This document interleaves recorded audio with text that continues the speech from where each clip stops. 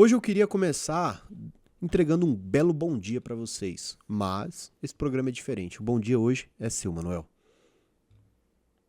Bom dia, senhoras e senhores. Nossa. Pausa dramática. Pausa dramática. Os 19 anos de teatro dele, ele fez sucesso agora. Então, começando o dia com o quê? Risco de deflação na China piora com sinais de uma economia fraca. Sim, pessoal, existe deflação mesmo. É o contrário de inflação e não necessariamente é bom. No Japão a gente teve durante muito tempo e o Manuel vai falar um pouco mais sobre o que é a deflação e por que isso pode ser um problema, inclusive, né? O Google, por os mais íntimos, Google, né, enfrenta novo caso de antitrust sobre a plataforma de anúncios. Então, é o segundo caso que a empresa conta em menos de um ano. A gente vai falar também mais sobre isso. E a outra notícia é do Grupo Mateus, que recebe aí uma autuação de $1 bilhão de reais da Receita Federal sobre uma exclusão de créditos do ICMS, né? Então, cara, não é muito bom não, né? Você acordar ali numa terça-feira, ter a Receita Federal te cobrando $1 bilhão. Sinto muito, Grupo Mateus. Então esse é um programa que chama-se Soco Matinal, que é um programa onde tem todas as informações do dia, atualidades de mercado financeiro, geopolítica e macroeconomia para você começar o seu dia ainda mais inteligente do que você já é. Ao meu lado aqui ele, nosso analista de investimentos, Douglas Ribeiro. Bom dia a todos, bom dia Lucas, bom dia Manuel. Bom dia. Bom dia, vamos para mais um Soco Matinal aí e a gente não recebe, tanto que deve ser estranho, né, receber uma atuação de $1 bilhão do nada. Nossa. Tipo, é um boleto pra pagar, imagina. Sabe aquele dia que você abre a janela e fala assim, nossa, o sol tá bonito, que dia bom. Aí veio uma cartinha da Receita Federal. Ô, me paga $1 bilhão aí. Tá maluco. É isso aí. Mas vamos explicar de uma forma mais detalhada isso aí, porque tem como recorrer, hein? Tem, não, sempre tem. E também Manuel Neto, que já deu bom dia, então não precisa de dar bom dia, né? Nada, Pessoal- só segue o flow. Senão o pessoal se acostuma também a ser muito bem tratado. Seguimos então, como é um programa de quê, Douglas? De tradição. De tradição, o Douglas já vai chamar os índices aí. Então chama pra gente. Então vamos lá começar pelos Estados Unidos. Hoje os 3 índices estão caindo, principalmente no Nasdaq Futuro. É muito por conta ali dos investidores que estão aguardando os dados de inflação que vai sair amanhã. Então isso tem trazido maior volatilidade nessa manhã ali nos índices da nossa economia americana. Na parte da Ásia Pacífica, a gente tem os principais índices ali, não está em uma direção única. Então, por exemplo, a Bolsa da China está subindo 0,28% e a Bolsa do Japão 0,16%. Na parte da China, é muito ali por conta dos resultados das exportações, que subiram 8,7% e a importação 0,5%. Então, isso aqui também mostra muito que os chineses estão vendendo mais do que estão importando dos seus parceiros comerciais. Na parte da Europa também tem a mesma dinâmica, porque o Reino Unido está caindo 0,45%, o DAX da Alemanha 0,5% e a França subindo 0,43%. Isso aqui é por conta de maior força do trabalho, principalmente ali da Inglaterra, que tem tido uma estabilidade melhor, então você teve maior força de trabalho e isso de certa forma impacta bastante a inflação. E isso tende a trazer uma volatilidade ali por conta das expectativas na queda das taxas de juros, principalmente ali do Banco da Inglaterra. Então que a reunião também vai acontecer no dia 19, então a gente vai aguardar esses dados para ver qual que vai ser as projeções para os próximos meses. É muito também por conta da queda também de 5% das ações da AstraZeneca, porque ela estava fazendo estudos para implementar ali medicamento contra o câncer de pulmão, só que ainda não finalizaram, então isso também trouxe maior volatilidade. E a outra parte também é sobre a zona do euro, que a gente traz também os cortes de juros do BCE, que após que também tem outras projeções em relação a esses dados, depois que saiu a inflação do consumidor da Alemanha, que desacelerou 1,9% ao ano comparado aos 2,3% que teve no mesmo período. Então também isso, de certa forma, trouxe maior volatilidade, porque caindo a inflação, você também pode, de certa forma, reduzir as taxas de juros. Então está sendo uma dinâmica bem diferente, não tem uma direção única, porque os componentes macroeconômicos estão muito diferentes, tanto da Alemanha como também do Reino Unido. Na parte ali da commodity, a gente tem o petróleo WTI caindo 0,80, chegando a $68,16 o barril, e o petróleo Brent caindo 0,72, chegando a $71,32 o barril. Na parte do minério de ferro, tem caído ali 0,07, chegando a $94,80. Na parte das criptos, a gente tem o nosso querido Bitcoin tendo uma tendência de alta de 0,37%, chegando a $57.148. E o nosso querido Kwanza, que aí a gente Boa. traz o dólar em relação ao Kwanza. Hoje ele tá valendo $1 vale 925 Kwanza, que tem subido em relação às próximas semanas. Então o Kwanza tá perdendo Bem o seu forte. poder de compra em relação ao dólar. Então a gente trouxe aí para ficar para todos os continentes, né? Tanto da só as Ásia, Só a moeda que importa. É dólar e kwanza. Então, Baita de moeda. seguimos aí, a gente vê que a Angola tá vindo forte aqui. E com as notícias internacionais, a gente vai começar falando sobre a China, né? Então a China tem um risco de deflação aí, né? Ela que é a segunda maior economia do mundo, né? Vem aí com uma desaceleração da inflação, chegando a um risco mesmo de ocorrer essa chamada deflação, que ocorre em poucos países, principalmente no Japão, e agora a gente pode ver isso também na China, cara. É bem diferente, né? Que a gente está acostumado com a China de ser esse motor aí de crescimento em âmbito mundial.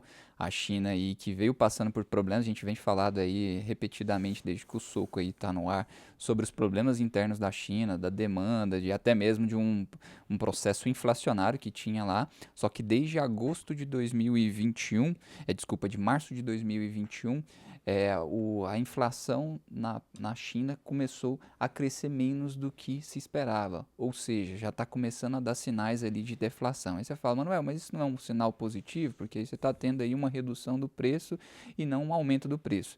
A princípio isso pode parecer positivo, só que você tem que pensar que é uma economia emergente, que ela é pautada no crescimento e que isso pode impactar negativamente. Por quê?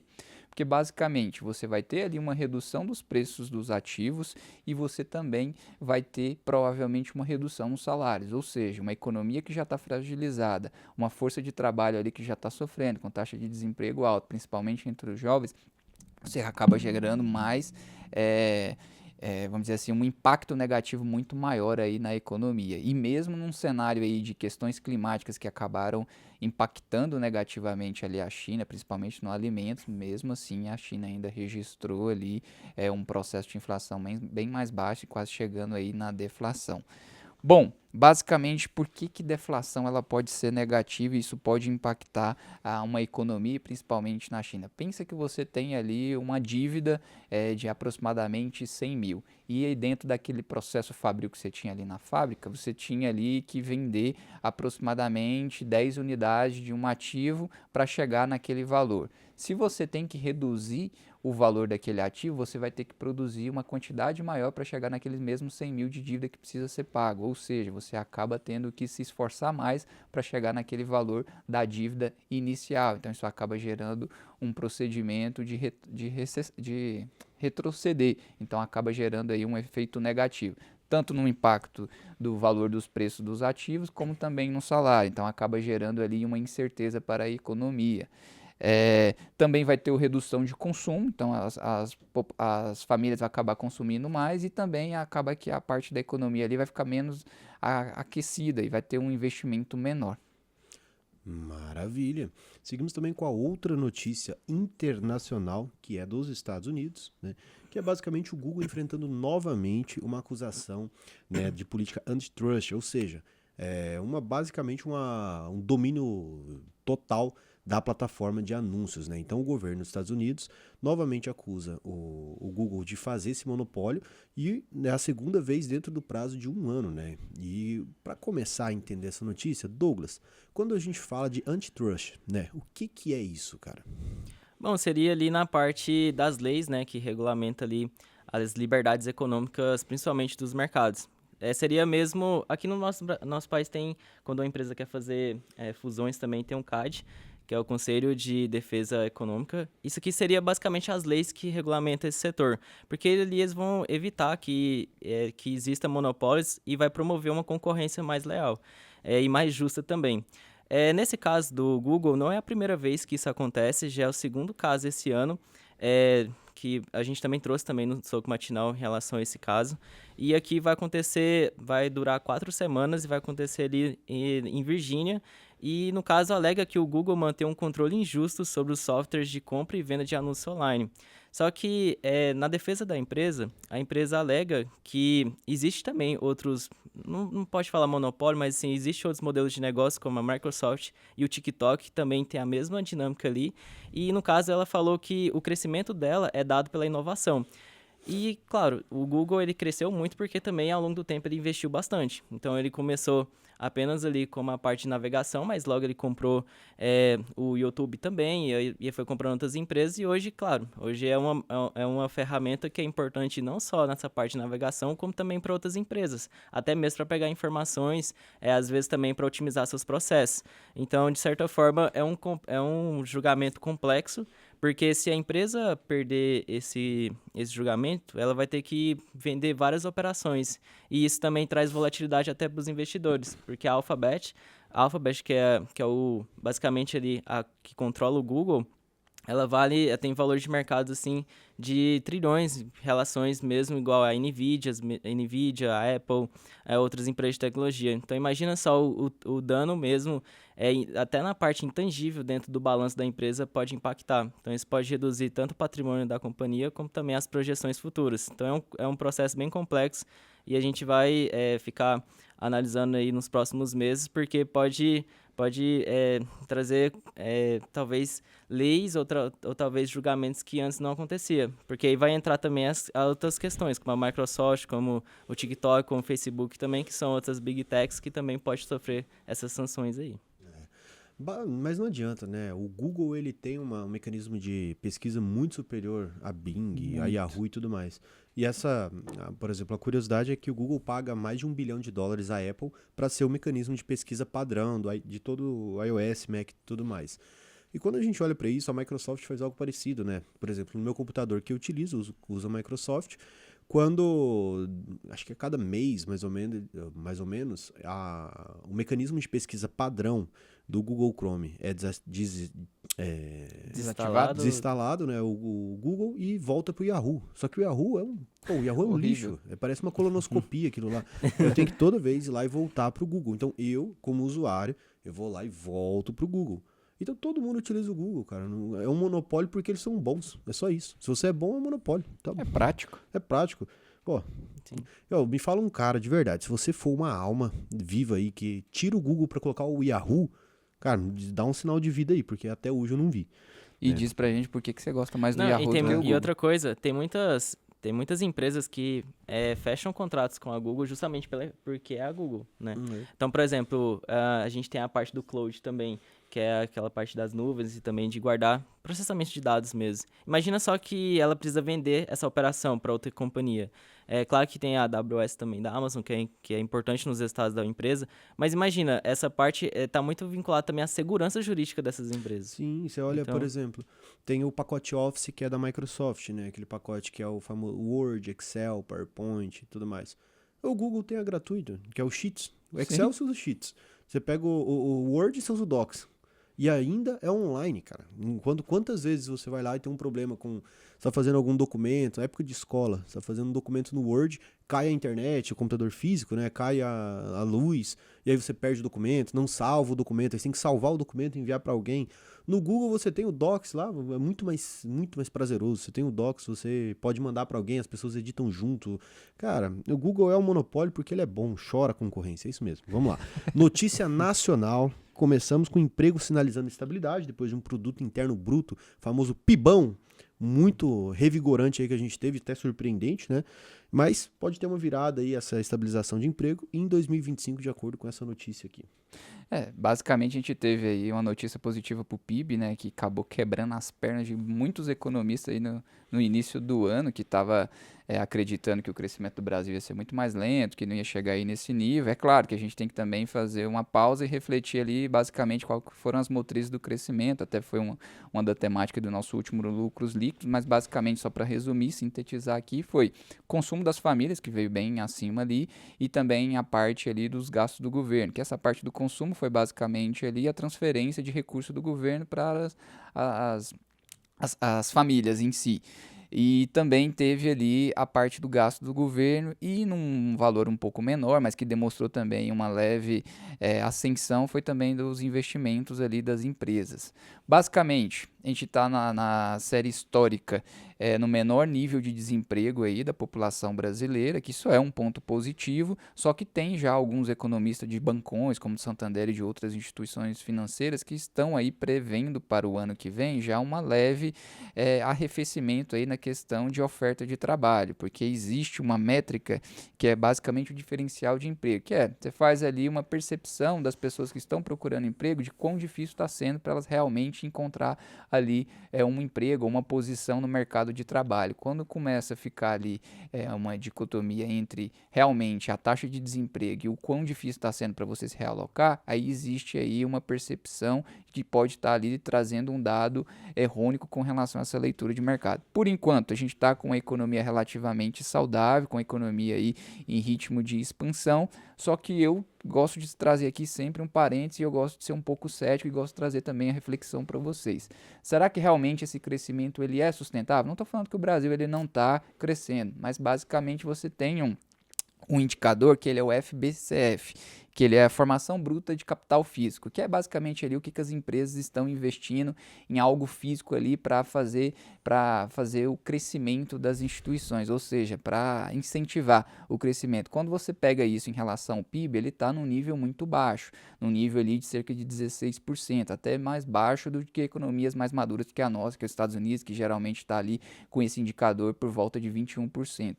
Ou seja, é um indicador que a gente tem que olhar e tem que analisar, porque um crescimento de PIB só pautado em consumo de família e gasto público, ele não é sustentável. Não estou dizendo que esse PIB do Brasil ele é errôneo e que ele não vai tender a crescer, só que ele não é sustentável no longo prazo, porque você está tendo algumas métricas aí, principalmente da parte de investimento, que geralmente é o que leva a um crescimento sustentável e sem inflação. Se essa parte também não começar a dar sinais positivos, a gente pode ter aí um problema no futuro.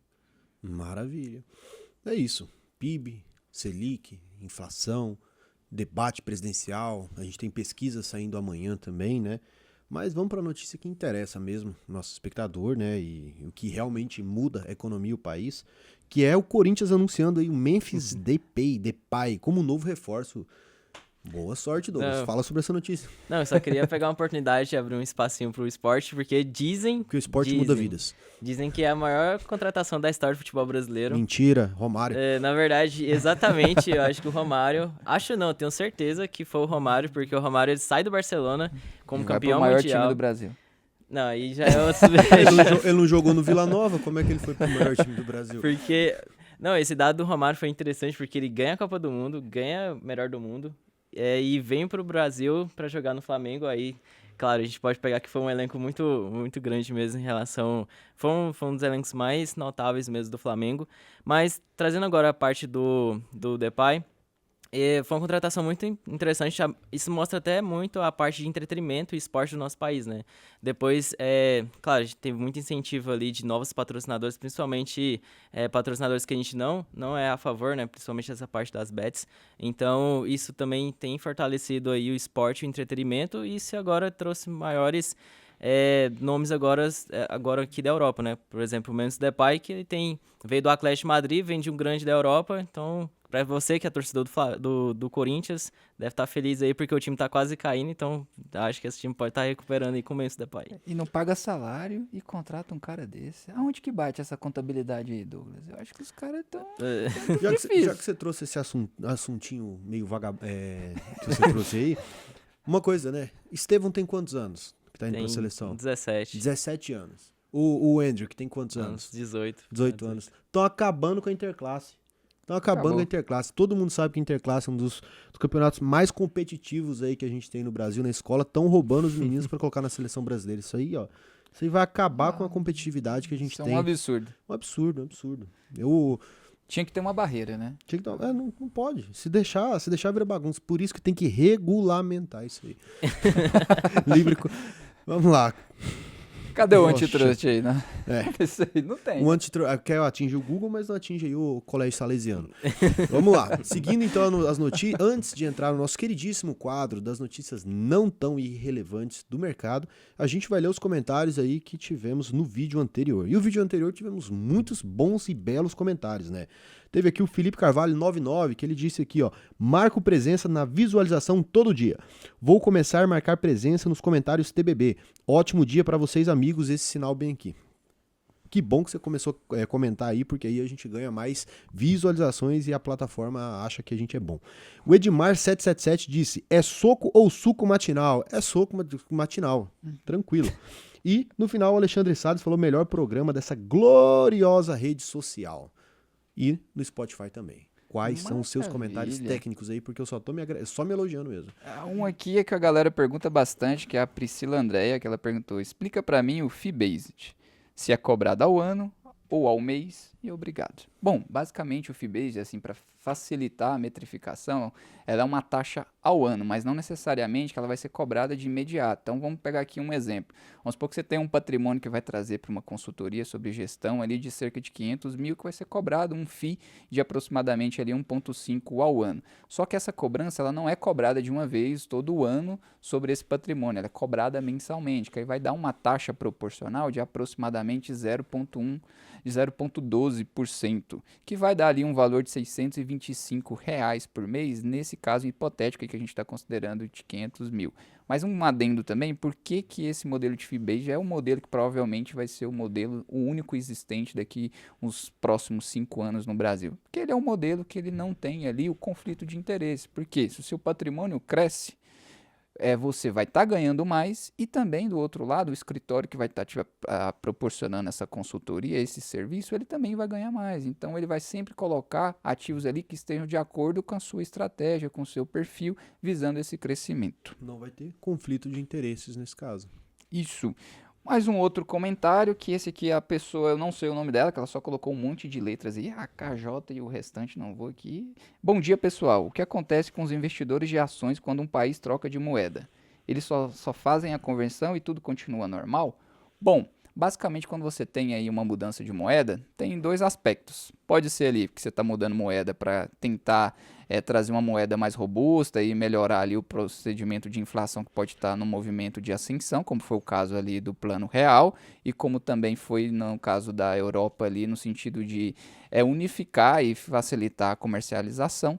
Quando isso acontece, geralmente gera uma volatilidade no mercado. Então, nos primeiros anos e meses ali de implementação, vai gerar uma volatilidade, até você encontrar ali uma métrica e realmente ter comprovação de que aquela nova moeda ela vai trazer robustez para o sistema financeiro daquele país. Porque um exemplo é o euro, que ali em 1999, quando ele começou a ser implementado ali eletronicamente, em 2002, fisicamente já começando a comercializar ali as cédulas, teve uma volatilidade. Foi algo que, a princípio, muitas pessoas torceram o nariz, olharam de um lado muito cético com relação a isso, mas posteriormente se tornou uma grande força ali de crescimento para o bloco europeu. Então é algo que você sempre tem que ponderar.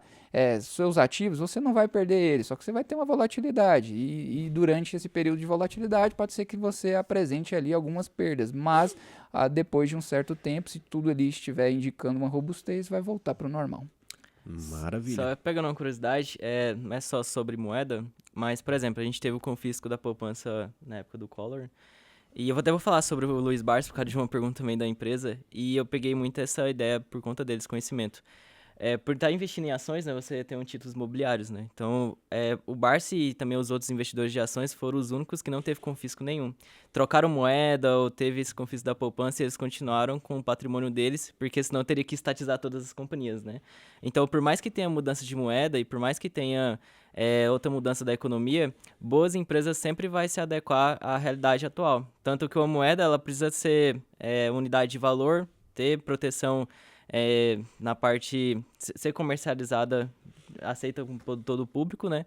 E ter grande circulação. Então, por exemplo, se uma empresa, se a gente tiver um problema com moeda e a empresa querer receber seus bens e serviços em dólar, por exemplo, ela pode. E, de certa forma, isso protege o investidor, né? Porque, por exemplo, na Argentina mesmo, a gente tem o peso argentino, mas as empresas de lá optam em receber em real ou em dólar, ou então em outra moeda mesmo, quando tem essa parte de visitantes, né? Que pega as pessoas que viajam para lá. E corroborando com o que você falou também, uma moeda necessariamente ela precisa ter uma grande circulação. E aí volta o mesmo exemplo da Argentina, né? Que em La Rioja, que é um distrito, o próprio distrito instituiu uma moeda chamada Chacho. Só que essa moeda, até um inscrito que mora lá conversou com a gente, não tá pegando, não tá dando certo. Por quê? Porque como ela só vale no distrito, ela não tem uma grande circulação, as pessoas não querem imobilizar o capital em uma moeda que pode ser que ele não consiga comercializar depois e perder aquele valor. Isso. E qual que é o seu comentário, Douglas Ribeiro? Bom, meu comentário vai ser do João Vitor 864. O meu comentário dele é um pouquinho mais extenso, mas ele pergunta por que a Paranapanema, é um pouquinho diferente mesmo o nome dessa empresa, trabalha com cobre, principalmente na parte de commodity. Ele pergunta por que a empresa tem caído bastante. Por mais que ela trabalhe com commodity, ela também está vinculada à tecnologia, né? Porque esse setor precisa de várias inovações, porque se você vende commodity, você tem uma vantagem competitiva quando você tem um custo menor em relação a outras empresas do mesmo setor. Então, por exemplo, eu posso extrair petróleo como qualquer outra empresa, mas se o meu custo for menor do que as outras, eu tenho uma vantagem competitiva. Isso tem muito a ver com novos investimentos em plantas de operação. Então, aqui a pergunta dele é sobre por que a empresa tem caído bastante. E um detalhe, ele é aluno então da UVP, então eu queria parabenizar também por você tá aqui conosco. E, de certa forma, você vai melhorar muito, muito ainda a sua análise. E essa parte da Paranapanema é muito interessante, porque é uma empresa que ficou muito famosa pelo Luiz Barsi. Só que o Luiz Barsi, ele tem uma dinâmica um pouquinho diferente, porque ele tem uma carteira de muita empresa sólida, então ele construiu um patrimônio interessante ao longo do tempo, e agora ele faz investimento em algumas empresas mais estratégicas, que às vezes pode acontecer ou não. Então, por exemplo, a Unipar foi um exemplo muito positivo, que ele comprou a empresa também com problemas na operação e também com recuperação judicial, que é a mesma dinâmica dessa empresa, e agora ele colheu os frutos. Mas isso não aconteceu com a Oi, por exemplo. Ele fez a mesma dinâmica, o mesmo investimento, isso não aconteceu. Então, quais são os dados que preocupam essa empresa e por que ela tem caído bastante? Se a gente analisar aqui os dados dela, ela tem uma dívida de 4,3 bilhões. E ela vale hoje no mercado 110 milhões de reais. Então aqui você já percebe que é uma empresa que tá muito alavancada e tem um alto endividamento. E uma coisa que me preocupa muito, quando no curso da UVP, as aulas do Raul vai te ajudar bastante na parte aqui dos indicadores de endividamento. A parte de liquidez corrente dela é de 0,08. O que seria essa liquidez corrente? Basicamente você vê se a empresa consegue pagar suas obrigações de curto prazo com seus ativos mais líquidos, que aí no caso é a relação entre ativo circulante e passivo circulante. Então, de cara, só de eu analisando esse indicador aqui, eu já sei que a empresa não tem capital suficiente para arcar com suas obrigações de curto prazo, porque está abaixo de 1. Se tivesse acima de 1, ela tinha capacidade. E como a maior parte é em dívida, isso, querendo ou não, uma empresa não consegue, de certa forma, crescer se ela está com alto endividamento, e às vezes, quando uma empresa tem um balanço mais inconsistente, vamos dizer assim, ela tem um alto custo ali com juros da dívida. Então, isso também pode ter impactado bastante a empresa, porque desde 2020 ela tem passado por recuperação judicial, e de 2020 para cá, os juros da taxa Selic, por exemplo, a taxa básica do país, tem elevado bastante. Então, é uma empresa que trabalha num setor que precisa de novos investimentos, ela não tem um balanço adequado para receber captação de novos recursos, e mesmo assim está pagando um alto endividamento por meio dos juros. Então, provavelmente seja esse um dos motivos que faz com que a empresa não tenha tido melhores recuperações e tenha caído bastante. Mas como você está fazendo o curso e nas aulas do Raul ele sempre fala que é importante a gente considerar uma empresa que tem lucros consistentes, balanço sólido, que esteja no setor perene, tenho certeza que nos próximos investimentos que você for fazer, essas empresas aqui não vai estar no seu portfólio, porque a gente sempre trabalha com empresas que pode passar por dificuldades, porque isso às vezes sai do controle da empresa mesmo, mas ao longo do tempo o nosso portfólio sempre tem critérios de avaliação e de qualidade para justamente não perder o nosso patrimônio quando a gente se expõe a empresas mais voláteis como a Paranapanema. Toma essa análise aí, ó. Vamos lá, outros comentários aqui, hein? New World Hexi, está faltando um índice na descrição, eu não vi o Kwanza, por exemplo, agora a gente trouxe. A Gabriela Matos, 810, sempre comenta também, bom dia, hoje o programa foi bem soco matinal, foi mesmo. O Theo Fernandes Oficial, não estão contratando motion designer, queria me candidatar, tá inventando palavra aí, nem existe isso que você está falando. E no final das contas, teve um outro comentário que eu queria ler aqui, que é o Não sei, passou, perdeu, não é azarado. Vamos lá. Seguimos com as notícias não tão irrelevantes. Velocidade da luz aqui, todo mundo, beleza? 31 minutos de programa. Primeiro, 31 não, tem menos, né? O Grupo Mateus recebe, então, essa autuação aí de 1 bilhão da Receita Federal. De acordo com a Receita Federal, é sobre exclusão de créditos do ICMS, né? O Imposto Estadual.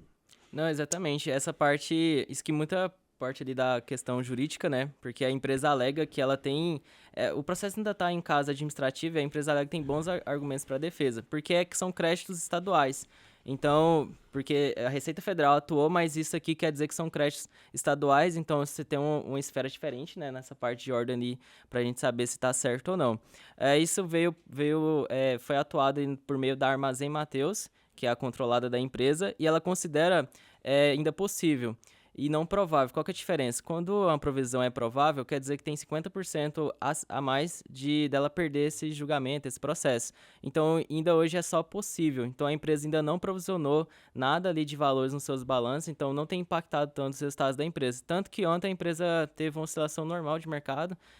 Essa notícia aqui não pegou uma volatilidade tão alta nas ações. Então, vamos esperar e aguardar os próximos meses para a gente ver o que vai acontecer aqui com o Grupo Mateus. Mas em torno do balanço é algo em torno de 6% do patrimônio líquido da companhia. É um valor alto? Sim, mas não é tão alto assim para prejudicar toda a operação e encerrar as atividades. É algo bem subjetivo. A gente tem que lembrar que o Grupo Mateus é imenso, principalmente no Nordeste ali. E principalmente quando existe uma dívida tão alta com a Receita, existe uma negociação de pagamento de longo prazo também. Então não é um caos tão grande aí. E também temos a outra notícia aqui que o Manuel vai falar na velocidade da luz, que é o Trump prometendo uma tarifa de 100% para países que rejeitarem dólar. Nosso querido Trump, o libertário que quer gerar aí... Não é economia livre? Uma economia livre, apoia ali o Milei, todo mundo aí falando que tem que fazer a abertura do comércio. Bom, basicamente quando a água bate no seu popô, meu amigo, não tem como. O dólar tá perdendo força, quando você pega ali o dólar index, você vê que ele tá perdendo força para bastante moedas aí, principalmente franco suíço, tá acabando tendo ali uma boa desvalorização e já ouviu ali boatos de que o BRICS queria inventar ali ou jogar aí no mercado a sua moeda para facilitar ali as operações. A gente sabe que o BRICS aí, se eles realmente fizerem essa implementação, geraria ali uma grande mudança aí do status. É claro, o dólar vai deixar de ser a moeda que intermedia essas negociações, ou seja, a principal moeda mundial? Provavelmente não, mas geraria ali já uma concorrência que seria sadia na minha visão. Só que é aquela velha visão.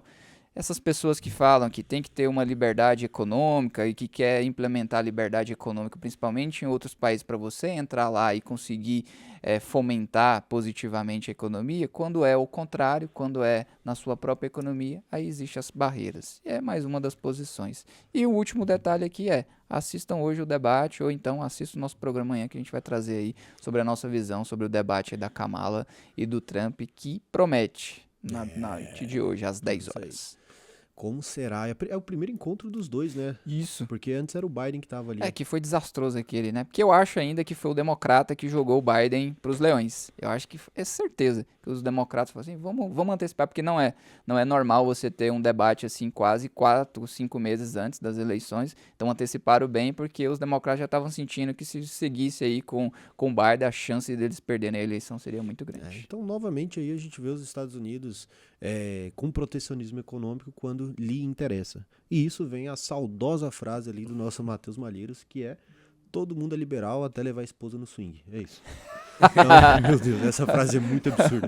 Vamos lá. Então, para finalizar esse programa de hoje, um programa de tradição, programa do YouTube e do Spotify, que tem um recado final. Para que serve o recado final? É para acalentar o coração de vossos espectadores. E para isso, nada melhor do que Douglas Ribeiro. Vamos falar sobre o recado final.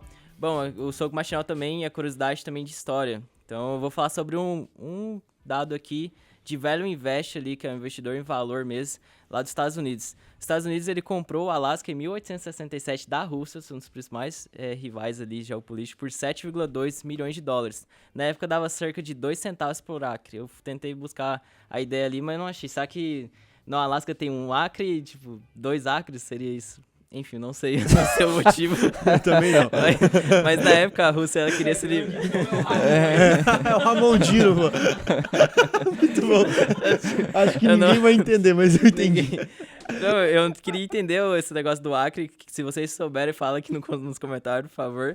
Na época que a Rússia queria livrar do Alasca devido às dificuldades econômicas e termos por perder a parte ali para o Reino Unido. Então a compra alinhava muito a expansão territorial dos Estados Unidos, que ficou chamada de Destino Manifesto.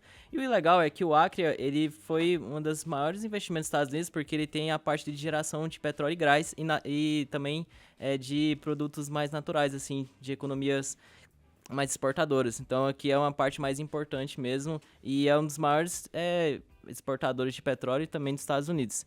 Outra coisa que eu peguei alguns dados recentes é que o produto interno bruto do Alasca é de 62,2 bilhões e a renda per capita por cada habitante que está lá é de 84.996 mil dólares. Então, um dos maiores renda per capita do mundo. Porque tem poucas empresas e a maioria tem poucos habitantes, na verdade, e a maioria das empresas que estão lá é de petróleo. Então, é onde está a maior galera ali que tem grana, né? Caramba. Então, foi um dos maiores Já que você trouxe a curiosidade, tem outra curiosidade do Alasca também, né?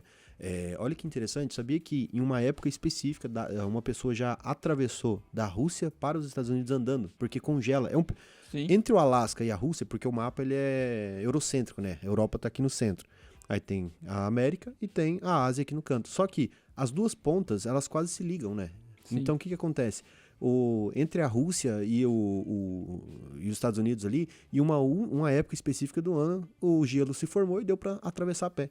Loucura, no inverno nórdico. E outra coisa também, ó, aqui é cultura, que é o seguinte, se você vai dos Estados Unidos, pelo Alasca, para através dos Estados Unidos, através do Alasca, para a Rússia, você volta um dia. Sim. Porque o meridiano de Greenwich começa aqui e ali volta 12 horas. Então você sai um dia e volta em outro, entendeu? Porque é 24 horas, você vai mudando o fuso horário até você chegar um dia anterior. Fica aí. Fica a dica. Bom papo para um primeiro encontro com a Morena. Pronto. É isso. Acabou o programa? Acabou. Então manda só um abraço aí, Manuel Neto, para acalentar ainda mais os corações dos nossos espectadores. É o seguinte, vou mandar um recado, hein? Se você vai desistir, desista de ser fraco. Pronto. Falou.